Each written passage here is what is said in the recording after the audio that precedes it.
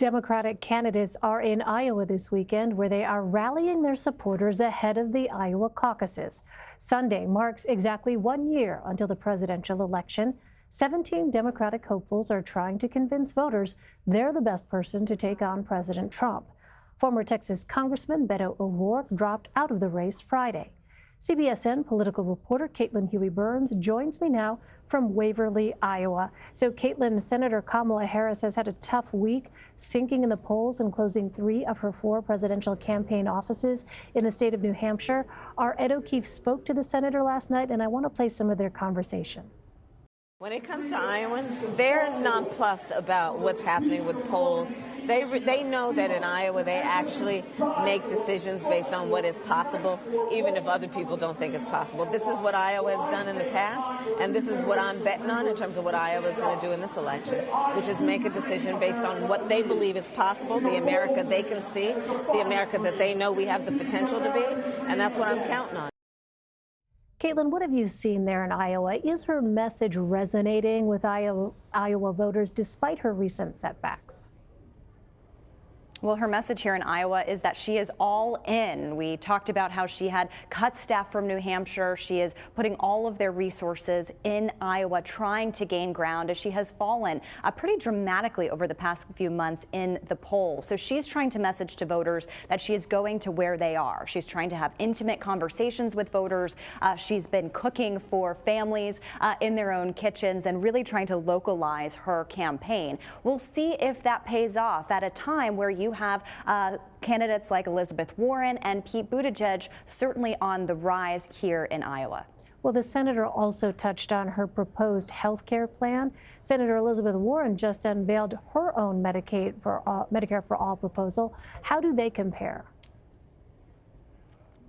Well, the biggest difference is that Kamala Harris's plan has room for private insurance, and she also would phase into Medicare for All over a 10-year period. Now, we're still waiting to hear from Elizabeth Warren about what that phase-in would be under her plan. But that's the biggest difference and something that we hear these candidates talking about on the campaign trail, this role for private insurance.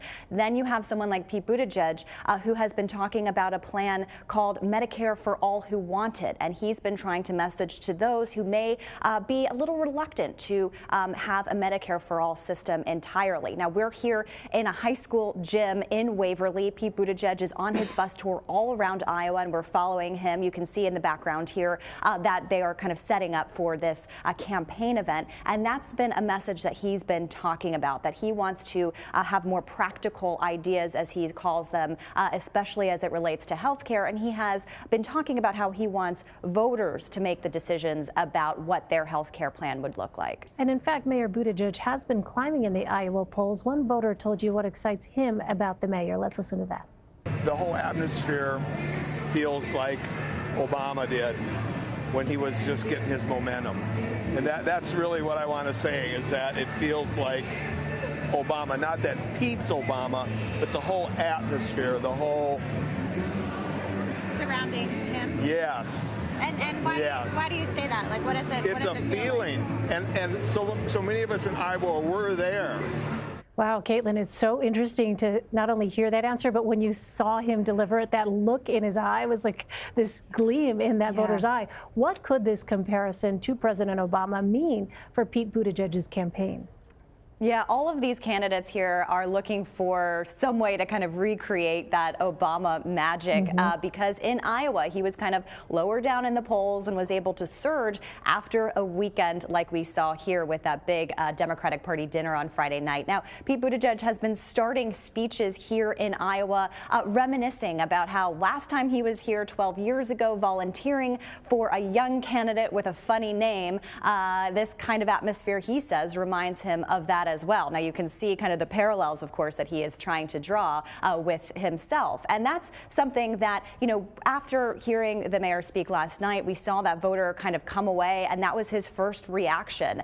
We saw a lot of people at his event last night kind of talking about that kind of energy. It's interesting, the more that we talk to older voters, we've been finding that they like what Pete Buttigieg is presenting, this kind of generational shift and and giving other people kind of a chance to kind of come up in the ranks. So we'll see kind of how that plays over the course of the next few months. The campaign is certainly trying to capitalize on that right now.